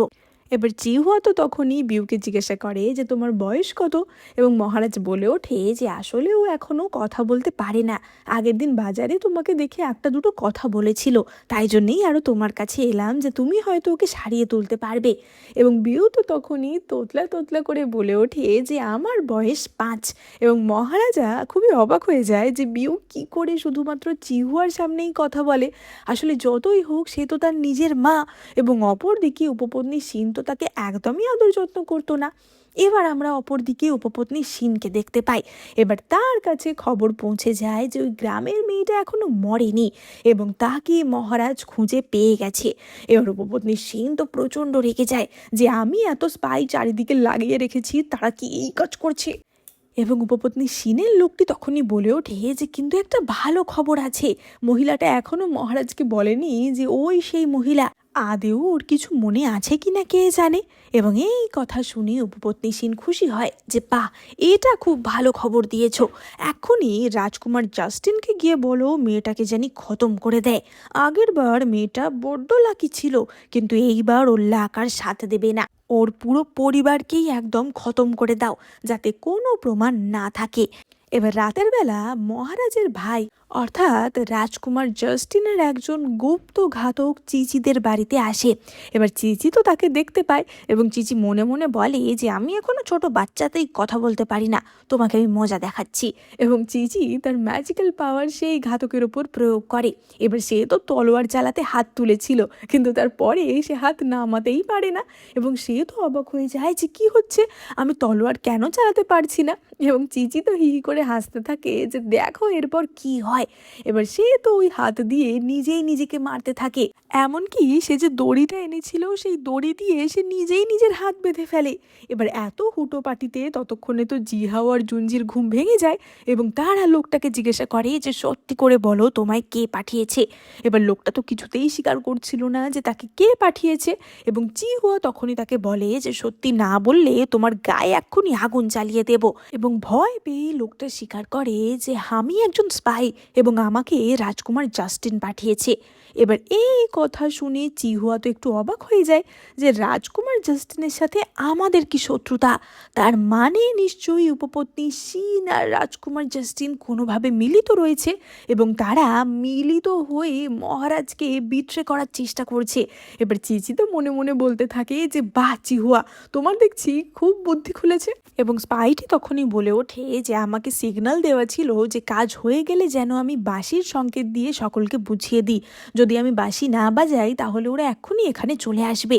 এবং চিহুয়া তো বলে ওঠে যে তাহলে এক্ষুনি বাঁশি বাজিয়ে ওদের সংকেত দিয়ে দাও। এবার এই সংকেতের ফলে রাজকুমার জাস্টিনের লোকেরা এটাই ধরে নেয় যে চিহুয়ার বাড়ির সকলেই এবার মৃত। এবং চিহুয়া তো তখনই চিচির উদ্দেশ্যে বলে ওঠে যে চিচি, এখনই যা হয়েছে লোকটার মাথা থেকে সব কিছু বার করে দাও তো। আসলে চিহুয়া এতদিনে বুঝেই গেছিল যে চিচির ক্ষমতার ফলেই এইসব হচ্ছে। এবং চিচি তখনই তার ম্যাজিক্যাল ক্ষমতা ব্যবহার করে লোকটাকে সব কিছু ভুলিয়ে দেয় এবং লোকটা তো কনফিউজড হয়ে সেখান থেকে বেরিয়ে যায়। এবং উপপত্নী শিন তো এই খবরটাই পায় যে চিহুয়া এবং তার গোটা পরিবার খতম হয়ে গেছে এবং উপপত্নী শিন সেই খবর পেয়ে খুবই খুশি হয়। এবার আমরা চিহুয়া এবং ইউজিনকে দেখতে পাই এবং আমরা দেখতে পাই যে ইউজিন খুবই চিন্তিত ছিল। এবার চিহুয়া তো তখনই জিজ্ঞাসা করে যে কি ব্যাপার, তুমি কি নিয়ে এত চিন্তিত। এবং ইউজিন বলে ওঠে যে আমি জানি না সাম্রাজ্যেটা কি হচ্ছে, মহারাজা আরও বেশি কর বাড়ানোর কথা বলছে, এদিকে লোকজন বন্যায় ভালো করে শস্য ফলাতে পারছি না, চারিদিকে লোকের এত অভাব, মহারাজের এই দয়া মায়া দেখানো সবই মিথ্যে। এবং এই কথা বলার সময়ই সেখানে হাজির হয় খোদ মহারাজ। এবার ইউজিন তো জানতো না যে এটাই মহারাজ এবং মহারাজ তখনই বলে ওঠে যে কি ব্যাপার, তোমার মনে হচ্ছে মহারাজকে খুব একটা পছন্দ না। ইউজিন বলে ওঠে যে হ্যাঁ, আসলে আমার মনে হয় মহারাজের এই দয়া মায়া সবই মিথ্যে। মহারাজ বলে ওঠে যে কেন, তোমার এমনটা কেন মনে হয়। এবার ইউজিন তো তখনই এক্সপ্লেন করে যে মহারাজ এরম বিপদের সময়তেও ট্যাক্স এত বাড়িয়ে দিচ্ছে, একদিকে বন্যায় লোকজন শস্য ফলাতে পারছে না, এদিকে প্রতি বছর ট্যাক্স বেড়ে যাচ্ছে 30% করে, লোকজন এটা কী করে দেবে, তাই জন্যই তো এত বেশি রিফিউজি হচ্ছে, লোকজন যেদিকে যে পারছে পালাচ্ছে। এবার মহারাজ তো বলে ওঠে যে তাই নাকি, কিন্তু একটা ন্যাচারাল ডিজাস্টারের জন্য এইভাবে তো কর নেওয়াটা বন্ধ করে দেওয়া যায় না। এবং তখনই তো ইউজিন বলে ওঠে যে ব্যাপারটা তো শুধুই ন্যাচারাল না, ব্যাপারটা ম্যানমেড, কারণ বৃষ্টিটা প্রাকৃতিক দুর্যোগ হলেও মহারাজ যেটা করছে সেটা তো প্রাকৃতিক দুর্যোগ না, মহারাজের তো উচিত লোকজনের পাশে দাঁড়ানো। এবার মহারাজ তখনই বলে ওঠে যে তা তুমি মহারাজ হলে কি করতে। এবার এই কথা শুনেই চিহুয়া তো ইউজিনকে চুপ করাচ্ছিল যে এর চেয়ে বেশি আর কিছু বলতে হবে না, কিন্তু ইউজিন তখনই বলে ওঠে যে আমি মহারাজ নই আর আমি মহারাজ হতেও চাই না, তবে আমার কাছে যদি ক্ষমতা থাকতো তাহলে সবার আগে আমি শস্য ভাণ্ডার খুলে দিতাম যাতে সাধারণ লোকেরা অন্তত খেতে পায়, তারপর আমি ট্যাক্সটা কিছুটা কমিয়ে দিতাম এবং আমি যে সমস্ত কোরাপ্ট লোকজনেরা রয়েছে, অফিসিয়ালরা রয়েছে, তাদেরকে ধরতাম। এবারে এই কথা শুনে মহারাজ তো মনে মনে ভাবে যে ছেলেটার সত্যিই ইনসাইট রয়েছে। মহারাজ বলেন যে তাহলে আমি তোমাকে আর একটা প্রশ্ন করছি, এই যে সকলে এত আর্মির কথা বলে, তারপরেও আমাদের আর্মির এরম দুর্বল অবস্থা কেন, লোকজন আর্মিতে যোগ দিতে স্বতঃস্ফূর্ত নয় কেন। ইউজিন বলে ওঠে যে আসলে ভালো মাইনে পেলে লোকজন নিশ্চয়ই আর্মিতে আসতে চাইবে, কিন্তু শুধু ভালো মাইনে না, সেনাবাহিনীরা যাতে নিজেরা নিজেদের সেভ করতে পারে, অর্থাৎ ভালো অস্ত্র এবং ভালো রকমের অস্ত্র শিক্ষা, এই দুটোও তো তাদের দিতে হবে। এবং মহারাজ তো বুঝতে পারে যে সত্যি ইউজিন খুবই ভালো এবং বুদ্ধিমান একজন। মহারাজ বলে ওঠেন যে তাহলে আমার আর একটা শেষ প্রশ্ন আছে, তুমি কি রাজকর্মচারী হতে চাও? আমি তোমাকে 6th র্যাঙ্কের একজন অফিসিয়াল বানাতে পারি। এবার ইউজিন তো বলে ওঠে যে না, আমার রাজকর্মচারী হওয়ার কোনোই শখ নেই। এবং তখনই মহারাজ বলে যে ঠিক আছে, তাহলে তুমি মহারাজের পরামর্শদাতা হতে পারো, সেই পদটাও তো মন্দ না, তোমাকে তাহলে কোনো রকম প্রতিযোগিতার মধ্যেও থাকতে হবে না এবং তুমি তোমার দায়িত্ব ভালোভাবে পালন করতে পারবে। এবং ইউজিন তো তাতে রাজি হয়ে যায়। এবং চিচি তো এইসব দেখে মনে মনে ভাবছিল যে সত্যি ইউজিন, তোমার বোন তোমাকে এখনও সত্যিটা বললো না যে এটাই মহারাজ, তুমি তো দেখছি পুরোই বোকা বেনে গেলে। এবার ইউজিন চলে যাওয়ার পরই চিহুয়া তো চিচিকে কোলে তুলে নেয় এবং সে বলে যে চিচি, আমরা যে রাজপ্রাসাদে যাচ্ছি এখানে কিন্তু অনেক রকমের বিপদ আসতে পারে, এখন কিন্তু তুমিই আমার ভরসা, তুমি আমাকে রক্ষা করো। এবং চিচি তো মনে মনে ভাবে যে তোমার কোনো চিন্তা নেই, আমি থাকতে তোমার আর তোমার ছেলের কোনো বিপদ হবে না। এবার আমরা দেখতে পাই অপরদিকে উপপত্নী শিনকে।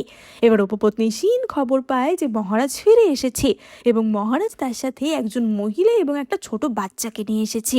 এবার এই কথা শুনি উপপত্নী শিনের তো মাথা খারাপ হয়ে যায় এবং সে তো সঙ্গে সঙ্গে চিহুয়াকে সেখানে ডেকে পাঠায়। এবার চিহুয়া তো তখনই মুখে একটা ভেল মতো পড়েছিল, ফলে তাকে কেমন দেখতে সেটা উপপত্নী শিন দেখতে পায় না। উপপত্নী শিন তো বলে ওঠে যে তোমার মুখের মুখোশটা খোলো দেখি, দেখি তোমাকে কেমন দেখতে। এবং তার চাকরটি তো রীতিমতো চিহুয়াকে লাথি মারে যে তুমি খুলবে না, তোমাকে এক্ষুনি মুখোশ খোলাচ্ছি। এবার চিচি তো তখনই তাকে শাস্তি দিতে যাচ্ছিল যে তুমি আমার বোনকে মারবে, এবং চিহুয়া তখনই তাকে থাবড়া দিয়ে একটু চুপ করিয়ে দেয় যে না না, এখনই তোমার শক্তি প্রয়োগ করো না। এবং সে তার মুখের মুখোশটি খোলে। এবার চিহুয়া মুখে মেকআপ করে অনেক দাগ নিয়ে এসেছিল, মানে দাগ এঁকে নিয়েছিল, ফলে তাকে দেখে উপপত্নী শিন চিনতে পারে না। এবার তারা তো বলে ওঠে যে ইস, এরকম একটা কুৎসিত মেয়েকে মহারাজের যে কেন পছন্দ হলো কে জানে, এই মেয়েটাকে নিশ্চয়ই মহারাজ কিছুদিনের মধ্যেই তাড়িয়ে দেবে। এবং উপপত্নী শিনও তো মনে মনে নিশ্চিন্ত হয় যে এরকম একটা কুৎসিত মেয়েকে মহারাজ বেশি দিনের জন্য মহলে রাখবে না। এবং ওই ইউনাকটি, মানে উপপত্নী শিনের ইউনাকটি তো তখনই একটি খুবই অসভ্য কথা বলে ওঠে যে ওর মুখটা কুৎসিত হলেও ওর দেহটা তো এখনো ঠিক আছে, তাহলে মহারাজকে এখনো সিডিউস করতে পারে, ওকে এমন শিক্ষা দিতে হবে যাতে সেই সাহস ওর কখনোই না হয়। এবং এই বলে তারা তো চিহুয়ার জামা কাপড় ধরে টানাটানি শুরু করে দেয় যে আজকে একে ভালো করে শাস্তি দিতে হবে। এবং তারা তো আগেই চিচিকে তার থেকে টেনে সরিয়ে নেয় এবং চিচি তো উপপত্নী শিনের কোলে গিয়ে হিসুই করে দেয়। উপপত্নী শিন তো তখনই চিচিকে তুলে ধরে বলে যে আবার একটা বাচ্চা সাথে নিয়ে এসেছে, এই বাচ্চাটাকে আগে আমি খতম করব। এবং এই বলে সে চিচিকে ওপর থেকে ফেলে দিচ্ছিল, কিন্তু তখনই চিহুয়া তাকে ধরে নেয় এবং সে বলে ওঠে যে তোমার সাহস হয় কি করে, তুমি চিচির ক্ষতি করতে চাইছো। এবার উপপত্নী শিন তো আরও রেগে যায় যে তুমি আমার মুখে মুখে তর্ক করছো, আজকে তোমাদের দুটোকেই আমি খতম করব। এবং চিহুয়া তখনই উপপত্নী শিনকে ঠাস করে এক চড় মারে। এবার উপপত্নী শিন তো তাতে আরও রেগে যায় যে তুমি আমাকে চড় মারলে, এক্ষুনি তোমাকে আমি হত্যা করব। এবং উপপত্নী শিনের ইউনাকটি ছুরি বার করে চিহুয়াকে খতম করার জন্য, কিন্তু তখনই সেখানে মহারাজ চলে আসে। এবার মহারাজ তো বলে ওঠে যে কি ব্যাপার, এবং চিহুয়া তো সঙ্গে সঙ্গে সত্যিটা বলে দেয় যে উপপত্নী শিন তার সাথে কি ধরনের অসভ্যতা করার চেষ্টা করছিল। এবার উপপত্নী শিন তো বলতে থাকে যে মহারাজ ও মিথ্যে কথা বলছে, আমি এমনটা কিছুই করিনি। এবং মহারাজ বলে ওঠেন যে আমার চোখ আছে, আমি নিজে দেখতে পাচ্ছি যে তুমি কি করার চেষ্টা করেছো না করেছো, সত্যি বলতে তুমি একটা হিংসুটে মহিলা। এবার এই সব শুনে উপপত্নী শিনের তো আরও মাথা খারাপ হতে থাকে যে মহারাজ একটা বাইরের মেয়ের জন্য আমাকে এইভাবে অপমান করছে, এবং সেই তোর আগে ফুঁসতে থাকে। এবার মহারাজা চলে গেলে উপপত্নী শিনের ইউনাকটি তাকে খবর দেয় যে রানীমা, আমার আপনাকে আরও একটা খবর দেয়া আছে। শুনেছি বর্ডারে সৈনিকরা নাকি রিসেন্টলি কিছু একটা যুদ্ধ জয় করেছে এবং তার সেনাবাহিনী প্রাসাদে আসছে রিওয়ার্ড নেওয়ার জন্য। এবার উপপত্নী শিন তো বলে ওঠে যে তা এই শুনে আমি কি করব। এবং ইউনাকটি বলে যে না, আমি শুনেছি সেই সেনার মধ্যে নাকি এই মেয়েটার ভাইও রয়েছে। এবার এই কথা শুনে উপপত্নী শিন তো ভাবে যে কি, ওই মেয়েটার ভাই সেনাবাহিনীর মধ্যে রয়েছে, তা ও যদি পুরস্কৃত হয় তাহলে ওর ক্ষমতা, মানে কিনা মেয়েটার ক্ষমতা আরও বেড়ে যাবে। এখনই মহারাজ ওকে সাপোর্ট করছে, এরপর তো আমার মাথায় উঠে নাচবে, ওর ভাইকে এক্ষুনি ডেকে পাঠাও। এবং উপপত্নী শিন তো তখনই কাইকে সেখানে ডেকে পাঠায় এবং উপপত্নী শিন কাইকে ফাঁসানোর জন্য তখনই চেঁচাতে থাকে যে বাঁচাও বাঁচাও, এই ছেলেটা আমার সম্মানহানি করছে। এবার কাই তো সঙ্গে সঙ্গে সেখান থেকে চলে যাওয়ার চেষ্টা করছিল, কিন্তু উপপত্নী শিন তাকে পিছন থেকে জড়িয়ে ধরে এবং তার ইউনাকটি চেঁচাতে থাকে যে অসভ্য লোক কোথাকারে, তুমি মহারানীর সাথে এটা কি করছো। এবং এইসব চেঁচামেচি শুনে আবারও মহারাজ সেখানে হাজির হয়। উপপত্নী শিন বলে ওঠে যে মহারাজ, এই অসভ্য ছেলেটা আমার সম্মানহানি করার চেষ্টা করছিল, আপনি ওকে শাস্তি দিন, আপনি সময় মতো না আসলে আমার যে কি হতো। এবার কাই তো তখনই বলে ওঠে যে মহারাজ, আমি সত্যিই কিছু করিনি, আমাকে এখানে ফাঁসানো হচ্ছে। এবার সেখানে তো আমরা চিহুয়াকেও দেখতে পাই। চিহুয়া বলে ওঠে যে মহারাজ, সত্যিই আমার ভাই এমনটা করতে পারে না, তাছাড়া সে কখনো এই প্রাসাদে আসেইনি, তাহলে সে কি করে জানবে যে উপপত্নী শিনের ঘর কোথায়, কোথায় গেলে তাকে পাওয়া যাবে, নিঃসন্দেহে তাকে ফাঁসানো হচ্ছে। এবার উপপত্নী শিন বুঝতে পারে যে এবার তো তাহলে তার পর্দা ফাঁস হয়ে যেতে চলেছে, মানে সে এবার ফেঁসে যাবে। এবং সে তো তখনই ন্যাকামি করে বলে ওঠে যে সত্যি মহারাজ, আমাকে যে নিজেকে এইভাবে ইনোসেন্ট প্রমাণ করতে হবে আমি ভাবিনি, এর যে আমার মরে যাওয়াই ভালো। এবং তার ইউনাকটি তার পা জড়িয়ে ধরে যে রানীমা, আপনি মরে গেলে আমাদের বিয়ের কি হবে, আপনি দয়া করে মরবেন না। মানে তারা তো একদম সেখানে নাটক করতে শুরু করে দিয়েছিল। এবং চিচি তো মনে মনে বলছিল যে তোমাদের অ্যাক্টিং চালিয়ে যাও, আগামী 100 বছরে নিশ্চয়ই তোমরা কোনো না কোনো একটা অপেরাতে চান্স পেয়েই যাবে। এবং মহারাজ তখনই বলে ওঠে যে তাহলে তো শাস্তিটা আমাকে দিতেই হবে।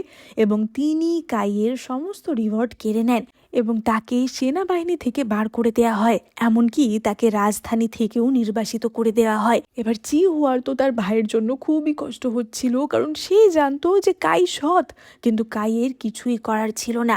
এবার আমরা পরের দিনের দৃশ্য দেখতে পাই। পরের দিন বিউ উপপত্নী শিনের কাছে গিয়ে বলতে থাকে যে তুমি খুব পচা, তোমার জন্যই আমার মা এত কষ্ট পাচ্ছে। এবার উপপত্নী শিন তো তখনই তাকে ঠাস করে চড় মারতে যাচ্ছিল, কিন্তু তখনই সেখানে চিহুয়া চলে আসে। এবার বিউ তো তার মাকে দেখি তার মায়ের দিকে ছুটে যায় এবং তাকে মা বলে জড়িয়ে ধরে। এবার উপপত্নী শিন তো বলে ওঠে যে মা, কিসের মা?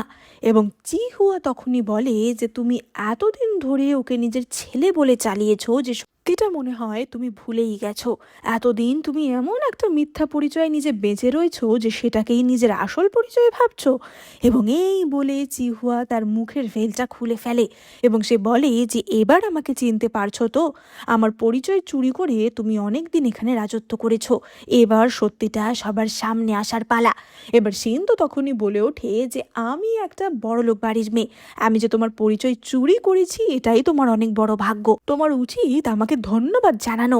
এবং চি হুয়া তো তখনই তাকে ঠাস করে এক চড় মারে যে তুমি আমার পরিবারকে খতম করার চেষ্টা করেছো, তুমি আমার পরিচয় চুরি করেছো, আর আমি তোমাকে চড় মারতে পারবো না।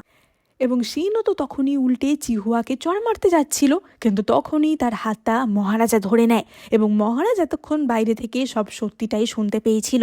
মহারাজ বলে ওঠে যে এবার আমি বুঝতে পেরেছি কেন তুমি বিউকে নিজের ছেলের মতো ভালোবাসতে পারোনি, কেন এত বছরেও আমার তোমার প্রতি সন্দেহ যায়নি। এক্ষুনি আমি তোমাকে কোল্ড প্যালেসে পাঠিয়ে দেব। এবার এই কথা শুনেও উপপত্নী শিন তো হাসতে থাকে যে যতই তোমাদের মিলন হোক না কেন, আজকেই তোমরা সবাই খতম হয়ে যাবে, কারণ রাজকুমার জাস্টিন তার সেনাবাহিনী নিয়ে এক্ষুনি আক্রমণ করবে। তোমার কি মনে হয় আমি খালি তোমাকে বিয়ে করার জন্য একটা পরিচয় চুরি করব? এত কিছু খালি তোমাকে বিয়ে করার জন্য? এবার মহারাজ তো বলে ওঠে যে মানে মানে তুমি আমার ছোট ভাইয়ের সাথে মিলিত হয়ে রাজদ্রোহ করছো। এবং শিন বলে ওঠে যে হ্যাঁ তাই তো, তুমি কি বোকা যে এতদিনেও বুঝতে পারোনি। এবং মহারাজ তো তখনই বলে ওঠে যে যাক, তাহলে এতদিনই সত্যিটা জানতে পারলাম। তুমি যখন প্রথম আমাকে বলেছিলে কথাটা চিহুয়া, আমি তখন বিশ্বাস করিনি, কিন্তু নিজের কানে শুনে এখন শান্তি হচ্ছে। আসলে চিহুয়া ওই স্পাইয়ের থেকে তো আগেই জানতে পেরে গেছিল ব্যাপারটা কি, এবং চিহুয়া আর মহারাজ আগে থেকেই সবটা প্ল্যান করেছিল যাতে তারা জাস্টিনকে এবং উপপত্নী শিনকে হাতে নাতে ধরতে পারে। এবং তখনই আমরা দেখতে পাই সেখানে হাজির হয় সেনাপতি কাই, যে কিনা জাস্টিনের সমস্ত সেনাবাহিনীকে পরাস্ত করে দিয়েছিল। এবং মহারাজ তো সঙ্গে সঙ্গে উপপত্নী শিনকে জেলে পাঠানোর ব্যবস্থা করে। উপপত্নী শিন তো তখনই বিউয়ের কাছে গিয়ে বলতে থাকে যে বিউ, এত বছর তুমি আমাকে মা বলে ডেকেছো, আমাকে সাহায্য করো। এবং চি হুয়া তো তাকে ধাক্কা মেরে বিউয়ের থেকে সরিয়ে দেয় যে তোমার লজ্জা করে না, একটা ছোট্ট বাচ্চাকে তুমি ছোট থেকে বিষক্রিয়া করে এসেছো যাতে সে একটা সাধারণ বাচ্চার মতো বড়ই হতে পারেনি, সে কথাই বলতে পারে না, একটা অন্য বাচ্চার মতো হাসি খুশি থাকতেই পারে না, তার থেকে তুমি প্রাণ ভিক্ষা চাইছো, তোমার পাপের শাস্তি তো তোমাকে পেতেই হবে। এবং মহারাজ তো তখনই চিহুয়াকে বলে যে আমাকে ক্ষমা করে দাও, আমারই দোষ ছিল যে আমি তোমাকে ঠিকমতো চিনতে পারিনি, তোমার জায়গায় অন্য একজনকে তুমি ভেবেছিলাম, আমার সন্তানের খেয়ালও হয়তো আমি রাখতে পারিনি।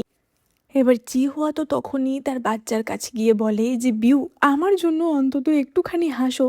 আসলে বিউ তো ছোটবেলা থেকে এত ট্রমায় বড় হয়েছে যে সে কখনো প্রাণ খুলে হাসতোই না, এবং তার মনটা একদমই অন্যরকম হয়ে গেছিল।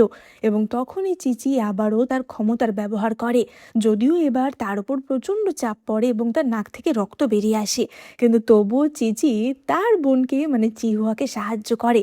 এবং প্রথমবারের মতো বিউ তো হেসে ওঠে। মহারাজ তো সঙ্গে সঙ্গে কাইকে একজন জেনারেল এবং ইউজিনকে তার প্রাইম মিনিস্টার মানে প্রধানমন্ত্রী হিসেবে অ্যাপয়েন্ট করেন এবং তিনি তো চিচিকে একজন রাজকুমারীর পদমর্যাদা দেন। এবং তখনই তো চিচিকে স্বর্গ থেকে একটি বার্তা পাঠানো হয় যে যেহেতু চিচি এখানে এসে এত ভালো ভালো কাজ করেছে তাই সে চাইলে আবার স্বর্গে একজন ফেরি হিসেবে ফিরে যেতে পারে। কিন্তু চিচি তো তখনই বলে ওঠে যে না, আমি এখানেই আমার পরিবারের সাথেই থাকতে চাই। এবং এভাবেই হ্যাপিলি তাদের এই গল্পের এন্ডিং হয়। তো তোমাদের এই মিষ্টি গল্পটা কেমন লাগলো অবশ্যই জানিও। আর আমাদের কিউট চিচিকে তোমাদের কিউট লেগেছে কি না কমেন্ট করে বলো কিন্তু। গল্পটা ভালো লাগলে এক্ষুনি লাইক কমেন্ট শেয়ার আর সাবস্ক্রাইব করে দিও।